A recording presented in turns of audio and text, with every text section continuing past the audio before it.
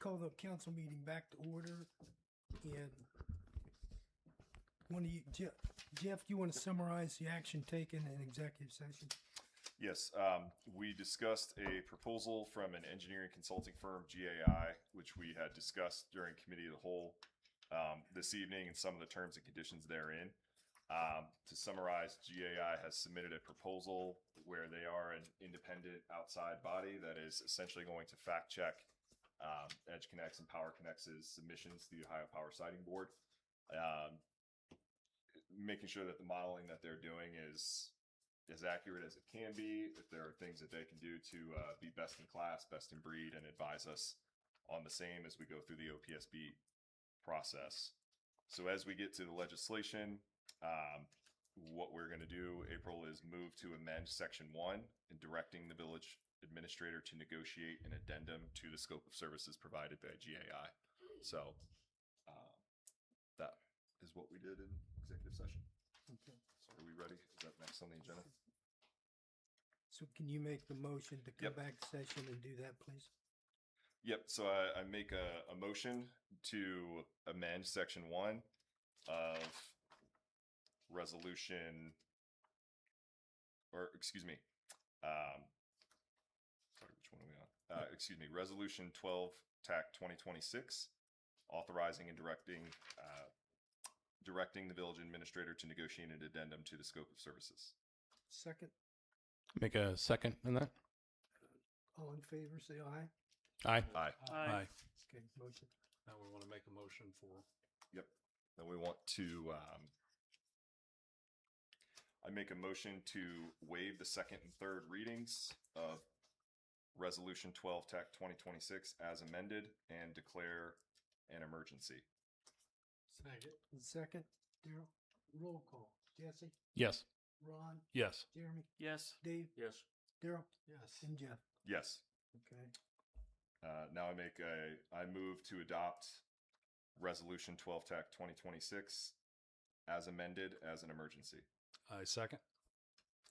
Yes. Jesse, Ron, Yes. Jeremy, Yes. Dave. Yep. Daryl, Yes. Jeff. Yes. Okay. Okay. We go on to a second reading for Resolution 11/2026. Authorize the resolution authorizing and appointing Priority Power Management LLC to serve as the Village of Asheville's natural gas broker and declaring an emergency. Second reading, and that'll be a third reading next meeting. Yeah, motion for second reading. Second. Second, okay, Jeremy, I'm sorry. Jesse, Yes. Ron, Yes. Jeremy, Yes. Daryl. Yep.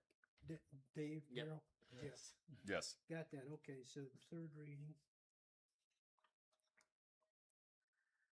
Okay, ordinance for first reading. And this is 2026-14, an ordinance imposing another 180-day moratorium on the receipt, processing, and issuance and approval of any application for a zoning certificate for any related to data center processing, hosting, and related services for data centers, and declaring an emergency. Motion for first reading here, Make a motion for first reading. and second, Second. and okay, Jesse, Yes. Ron, Yes. Jeremy, Yes. Dave, Yes. Daryl. Yes. Yeah. Yes. Okay, so that will, we didn't want this as an emergency, did we? We do. Yes. We did? We are Yes, waiving. we this. did. Okay, We did need so- this. We need this one. We'll have to have a motion to waive the second and third reading and pass this as an emergency. So moved. And a second, Wait, No. we need to make a motion to waive the second and third Yes. reading and declare it as an yeah, we'll have to come back and accept it after we do that. I make, Yes, yes. Okay. So we have second, Second. we've read that. yeah. Okay. I'll make a motion to waive the second and third readings of the ordinance 2026-14 and declare the ordinance resolution an emergency. Okay. Second. Second for that. Yes. Second. Vote. Yes. Ron. Yes. Jeremy. Yes. Daryl. Yes. Dave. Yes. And Jeff. Yes. Okay. Now we need a motion to accept. I move to adopt the ordinance 2026-14 as an emergency. Second. And second. Okay. Vote. Yes. Jesse. Ron. Yes. Jeremy. Yes. Dave. Yes. Daryl. Jeff. Yes. Okay, so we Thank you. passed that one. Emergency. Okay.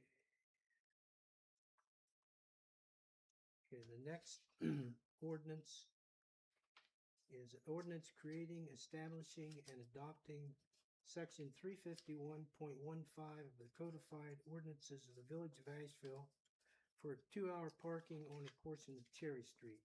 We have discussion on this. Yeah. So did this come through? Did this come through safety? Did it come through? No,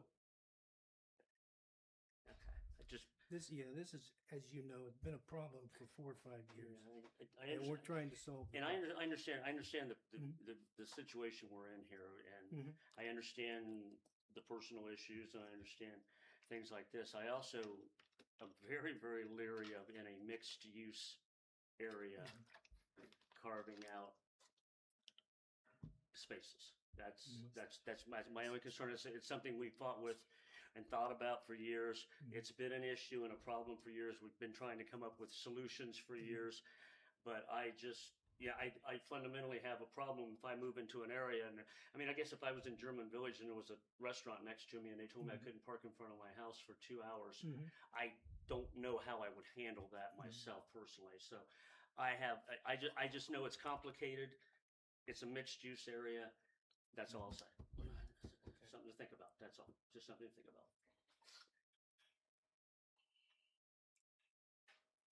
So that was a first reading. We want to have the second reading next meeting. Yes.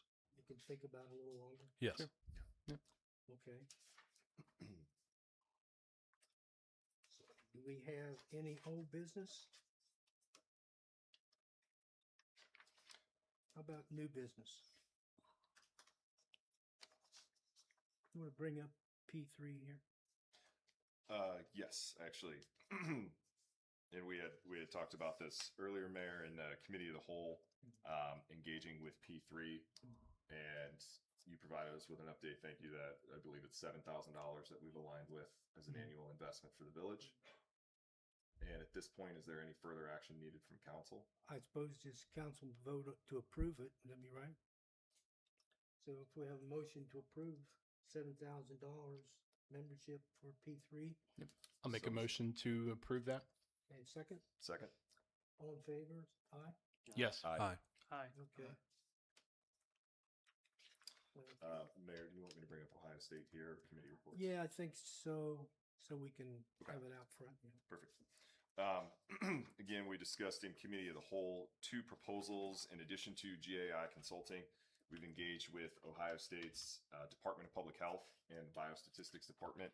They have submitted 2 proposals to us. The first is a literature review by 2 PhD students from the College of Public Health and the Department of Environmental Health Studies. They are going to review peer-reviewed literature around specifically air and noise related to data centers and then power assets supporting that. Admittedly, with data centers, there's not going to be a whole volume of literature available, but with power assets, there should be more. And they'll put together a summary analysis to provide to us.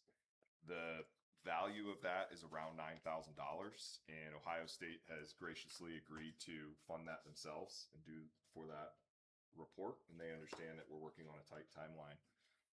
So at this point, what I would need is a motion and basically permission to allow Ohio State to begin that work. Yeah. I'll make a motion to move forward with OSU. And second, A second. okay. Jess, Yes. Ron? Yes. Jeremy? Yes. Dave? Yes. Daryl? Yes. Jeff? Yes. Okay, you can proceed with that. The second piece of that then was a more in-depth air quality study. That the total cost of $64,000. Again, again, we have communicated to Ohio State, we are not in a position to fund that type of study. They have indicated to us, however, that from time to time, grant funding can come available. So what we have discussed with them is conceptually in the future, as grant funding becomes available to offset the cost, are we conceptually aligned to potentially partnering with them for a more in-depth air quality study, using more laboratory grade sensors to understand the emissions that are coming from the power assets? The caveat here is that I don't know that that is going to happen in time for the OPSB process, but as we discussed in committee of the whole, I still think that there would be some value in the future to having that type of study, analysis, and information, in addition to having a strong relationship with our local land grant university. So, again, I would just need a motion and a second to communicate that we are conceptually aligned. You making that? I will make that motion. Yep. Give a second on that. Okay. Jesse, Yes. Ron, Yes. Jeremy, Yes. Dave, Yes. Daryl, Jeff. Yes. Okay, so we'll keep our options open for that. Okay, as far as the council committee reports, do we have any other council committee reports? I think economic development's reported out today. So No others? No. The mayor's report, I do want to take an opportunity to thank Sandy Oliver for coordinating the decorations, etc. for the July 4th celebration, and to all the businesses and families that decorated for the 4th. And thank you to Daryl Ward and his family for the monument and the park honoring our military services. At this time, we will have April. Do you have anything? Okay. Audience comments.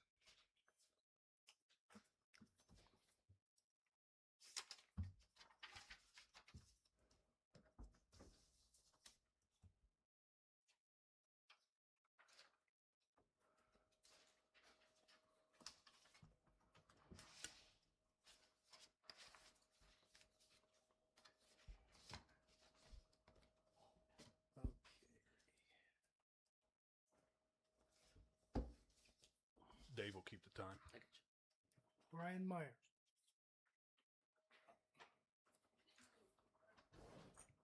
In 5 minutes, Brian. Brian Myers, 138 Long Street. Kind of going to speak on about the Cherry Street issue, kind of in a convoluted way here. But when myself and many other volunteers were out collecting signatures and knocking doors for the referendum to Resolution 06-2026, which was quite a task, by the way, thanks to one of our state representatives raising the threshold to obtain the required amount of signatures.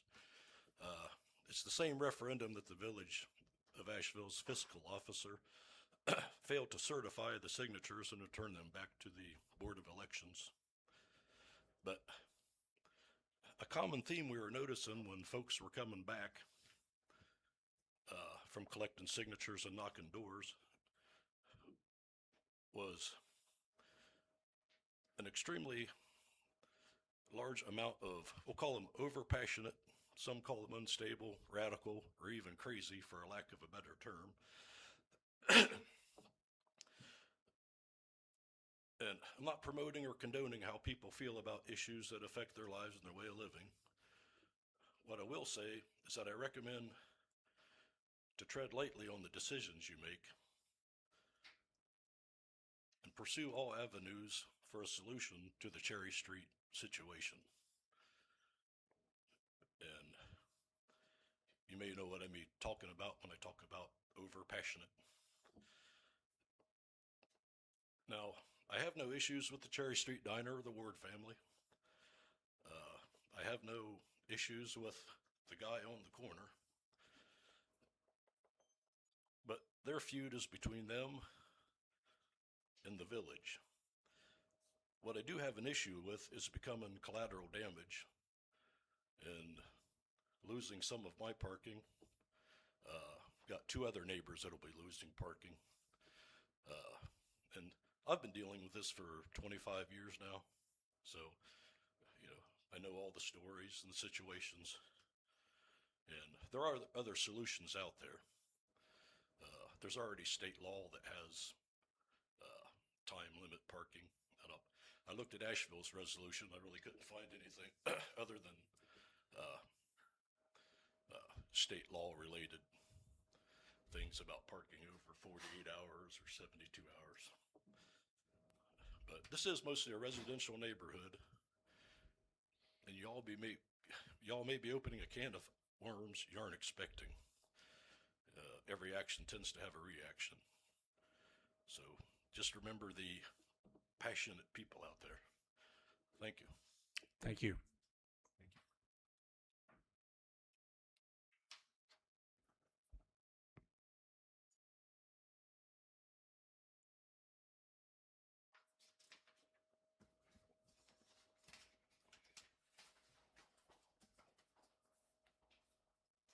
Kim Atkinson.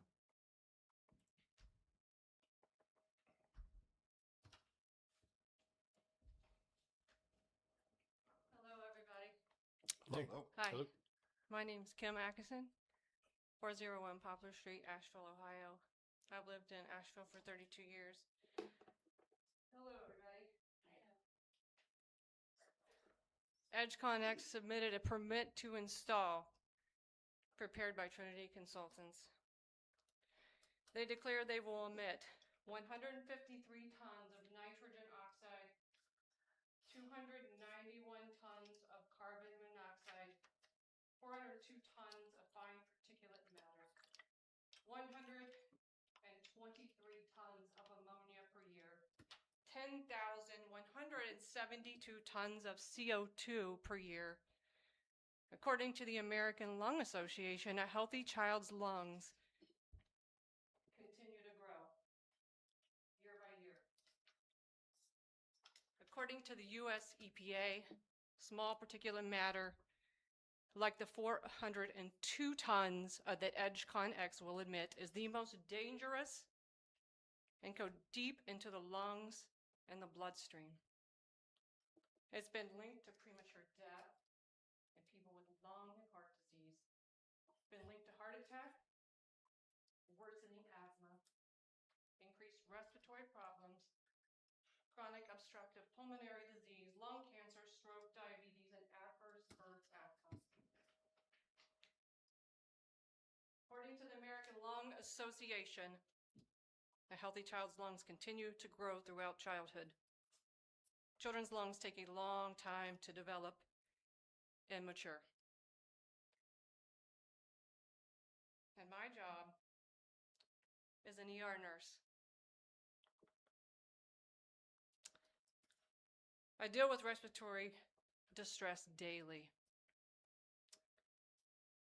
Lung problems generally do not get better over time. They're just treated, but they get worse over time. So how much money will it cost to repair the lungs of our school children? We have Teays Valley East Middle School, Teays Valley High School, Teays Valley Asheville Elementary, and the South Bloomfield Elementary, and all the people in the surrounding communities. And the US EPA states that those particles are the most dangerous. That's what they plan to emit. And you think it's just an Asheville problem?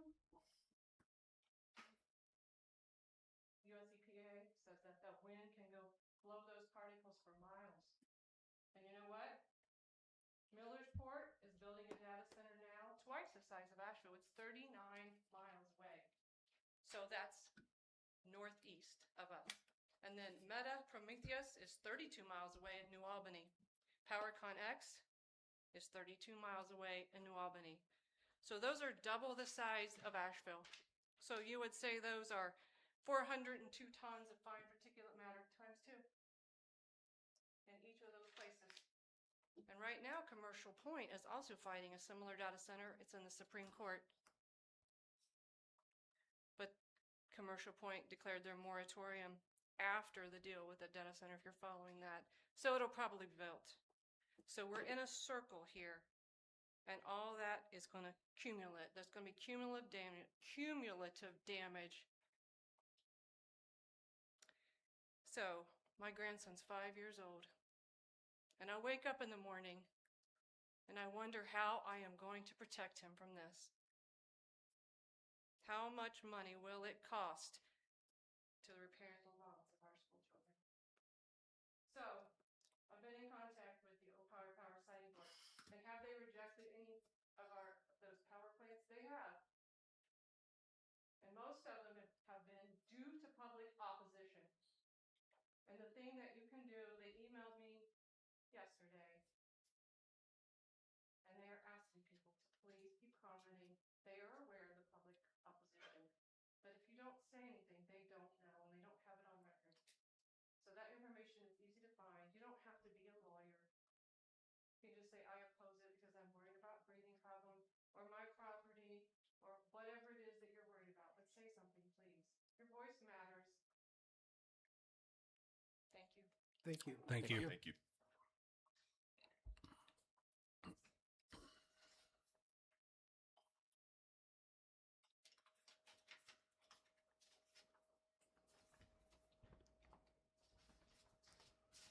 Locke, Clyde?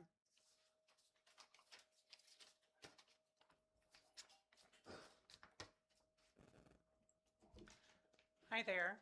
Hello. I'm Locke Klein. I know most of you, or you know me. I've lived here in Asheville for 23 years. We call it home. When I first heard that we might have a data center here, I thought that was great.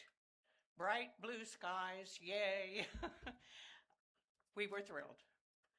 I didn't really know anything about a data center, except that it might mean an economic boom for Asheville, bringing jobs and more businesses.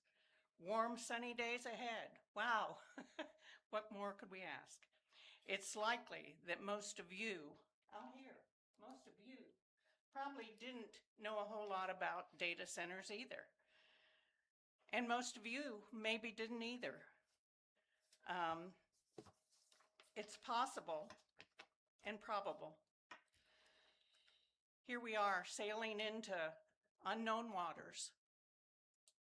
Wow. None of us really had any reason to know much about data centers. I truly believe that we all thought it was an answer for infrastructure, schools, and township funding.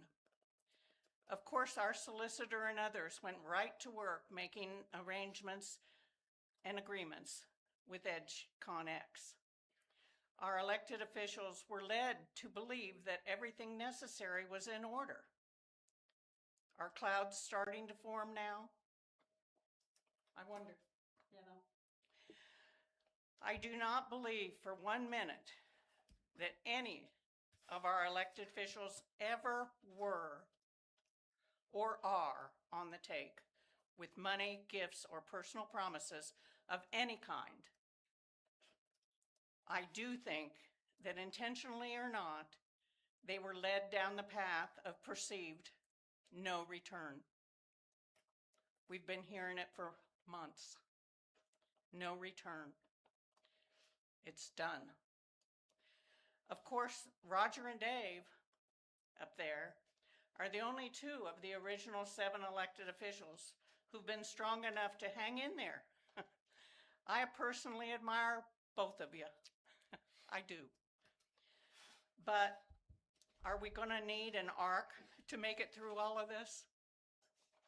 I wonder. We've all learned a lot about data centers during the past 8 or 9 months. Everyone in the country has, I believe, not just Asheville. I think it's a broad topic everywhere now. The blue skies and sunshine are disappearing. The many problems that are being experienced in areas where data centers already exist are difficult to ignore. I don't need to go into air quality, water worries, noise and light pollution.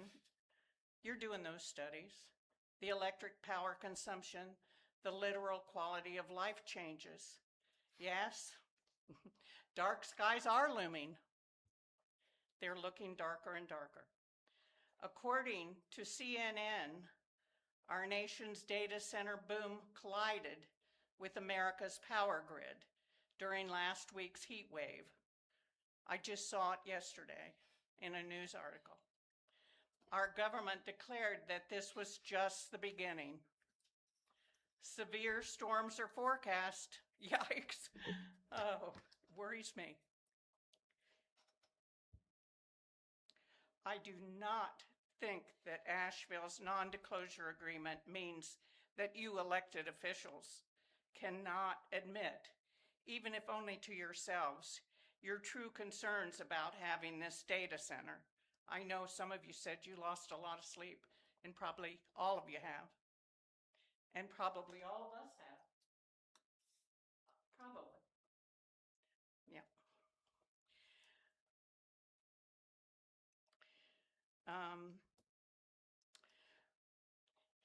Can you imagine this data center right here in our town, extremely close to our homes, our schools, our sports fields, our parks, and our children? Surely you too feel the heavy rain and the strong wind blowing. A good place to seek shelter from the storm might be found by having a new village solicitor put in place, one who was not a part of the original agreement, one who will take a fresh look and give impartial advice. Think about it. See if you all can admit to one another that it's worthy of consideration. Thank you, Bob. Maybe, just maybe, it's not Thank too you. late. Thank you. Thank you. Thank you. Thank you. Thank you.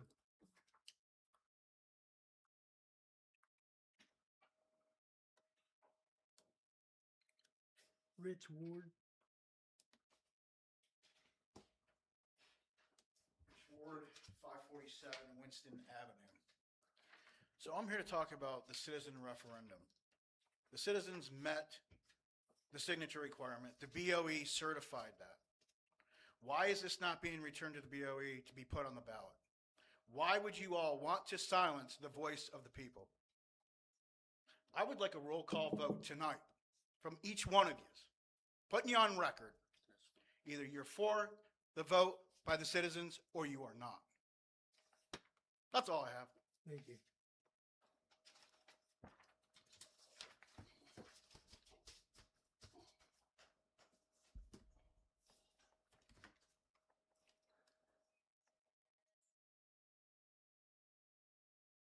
Deb Peters.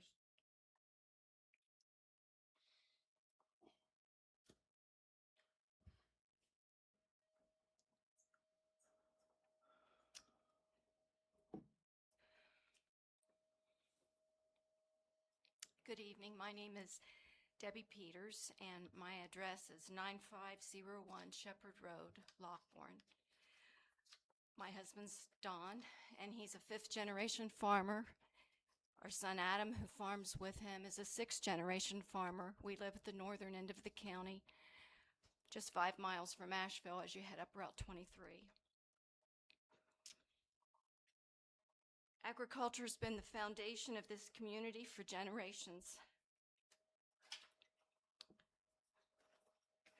Farming's not simply another occupation, it's one that the very food we put in our mouth depends upon what we put into it.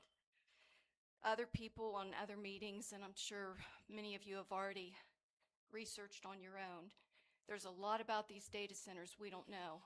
And as the lady here tonight mentioned, and I know it's been discussed before, but we don't know what we're getting into.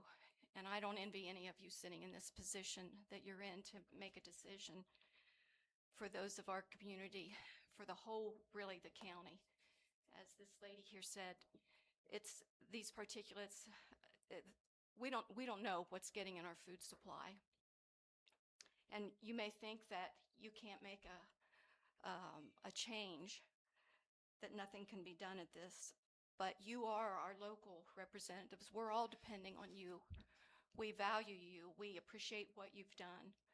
But it does seem as though there might be one more thing, as this gentleman said just a few moments ago, and that is to send this back to the Board of Elections and let the people of Asheville decide on this. Don't carry the weight of this on your own. This is a big decision for this whole area, all of Pickaway County, not just Asheville. Don't carry the weight of this on your own. Let Asheville help you with this. Let them decide. You've got people in Asheville who are very concerned about this. And I beg you, we're living up there on the north end of the runway of Rickenbacker right now. We've got almost 1,000 acres within 1 mile of us that is already sold to development. We don't know what's going to happen, but we know that we've got to speak out a little bit as we can. But you guys are at a monumental decision right now as far as what you can do for this community and the health of future generations. I know all of you have children and grandchildren, loved ones that are already part of this community. You've got ball diamonds filled with kids every night. You've got all the schools, as others have mentioned, that you've got kids everywhere. This is our future. You don't want to carry this by yourself. You don't want to carry this decision. So I beg you, please send it back and let the people of Asheville decide on it and help carry this decision with you. Thank you. Thanks, David. Thank you. Thank you.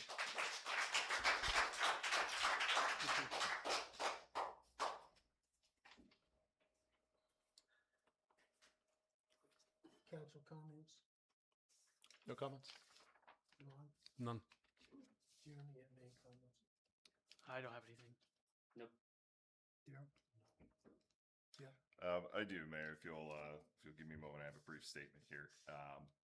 And I don't want to hold everyone too long, but first, I do want to acknowledge, as the mayor did, and thank the Asheville Men's Club and the Women's Auxiliary for a fantastic 4th of July celebrating our nation's 250th anniversary. It's not lost on me the amount of work and coordination it takes to pull that event together every year. And while I'm sure it can feel chaotic behind the scenes, from my vantage point, it went off without a hitch, for what that's worth. I also want to thank Daryl and Sherry Ward for their efforts on the Asheville Veterans Memorial. As a veteran myself, I served alongside veterans that didn't come home. And I'm deeply appreciative of the wonderful turnout for the dedication on June 30th. And I felt it was a fitting kickoff for the festival, honoring all of our armed forces veterans, and especially those that gave that last full measure of devotion. I also want to take an opportunity to address some questions that have come up recently around my position on the data center project here in Asheville. I'll start by reiterating that I take my role on Village Council incredibly seriously, and I feel the weight of the responsibility of this position every day, as I'm sure all of my colleagues do. I, like my colleagues on this dais, am committed to doing what I think is in the best interest of the community, even when there is passionate disagreement about what is best for the community or what levers we have available to us. Furthermore, I'm committed to being visible, approachable, and accessible to my constituents. 6 months into the role, admittedly, I still have a lot to learn, as I think most of us probably do, but I'm making every attempt to be available, and I'm happy to connect with constituents in person, over the phone, or by email.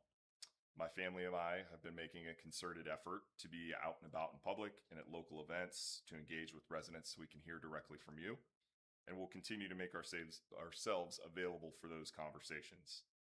I have enjoyed those conversations and look forward to continuing them in the future.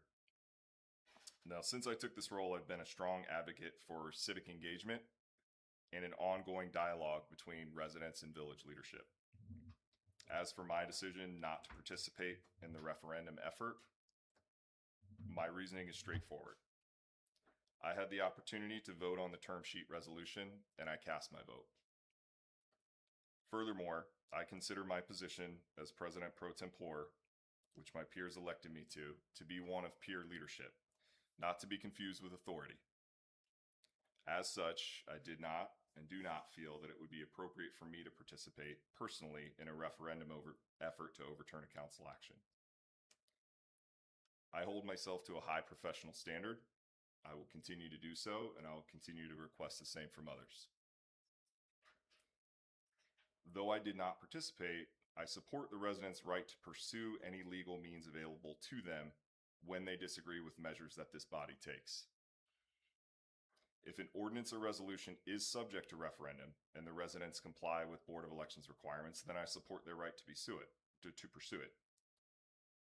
But I want to be perfectly clear. The question of whether or not a measure is subject to referendum is not mine and is not this council's to answer. That sits with the appropriate administrative and legal bodies and is really a legal question that is not council's to answer. On the question of the data center project, I've been steadfast in my position, which has not changed. I remain deeply concerned about the scale, location, and proximity of this project, particularly the power assets. My voting record, my public statements at council meetings, and the numerous planning, vision, and economic development committee meetings I've chaired over the past 4 months, which have been a very active committee, as well as my family's efforts and public statements speak for themselves. I encourage residents to watch recordings of those committee meetings on the YouTube channel, the Village YouTube channel, if they want to see my statements in full. And I encourage attendance at future council and committee meetings. As I stated earlier, I'm happy to connect with any constituents that would like to discuss my position further. I'm only a phone call or email away. And with that, I want to thank you all for your continued engagement. I hope everyone had a wonderful 4th of July holiday. Let's cheer on the U.S. in tonight's World Cup match. Thank you. Thank you. Thank you, Jeff. Thank you, everybody. Motion. Motion to close. Wait, hang on. You don't do departmental. Yeah, we did. Yeah, I thought I did. Do you have any? Do we have any? Martina have her tax report. We can, you want us to accept that into the record? Yeah, you could. Okay. Okay. I'll make a motion, we admit the tax administrator's monthly report into the record. I'll second that. Thank you, Martina. Thanks, Eric. And notice, if you'll notice the report, it's, again, in her normal reporting procedure, it's quite voluminous and very accurate, and we appreciate very much that. So, motion to end, we have a motion to Motion to end. adjourn. And a second. All Second. in favor, say aye. Aye. Aye. Aye. Thank you, everybody. Martinez, thank you.